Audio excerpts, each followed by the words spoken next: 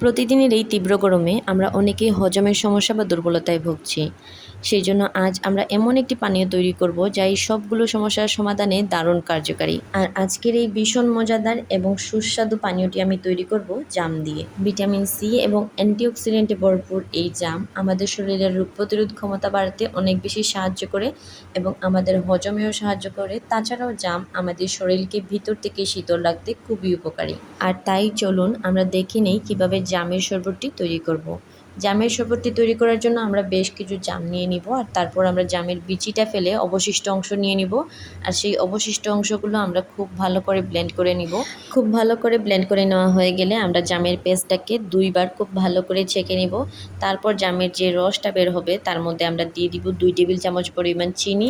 আর জামের এই শরবতটাকে একটু পাতলা করার জন্য আমরা এর মধ্যে দিয়ে দিব 1/2 লিটার পরিমাণ পানি। সবগুলো উপকরণ খুব ভালো করে মিশিয়ে নেওয়া হয়ে গেলে আমাদের জামের শরবতটি তৈরি হয়ে গেল। এখন শুধু পরিবেশনের পালা। কয়েক টুকরা বরফ নিয়ে নিব আর তার মধ্যে জামের শরবতটা দিয়ে ঠান্ডা ঠান্ডা পরিবেশন করুন জামের শরবত। এই গরমের দিনে এক গ্লাস ঠান্ডা ঠান্ডা জামের শরবত আমাদের সবার জন্য খুব বেশি উপকারী, যেটা আমাদের শরীর এবং মন দুটাকেই সতেজ রাখে। ভীষণ মজাদার জামের শরবতটি অবশ্যই বাড়িতে তৈরি করবেন আর আমাকে কমেন্ট করে জানাতে ভুলবেন না।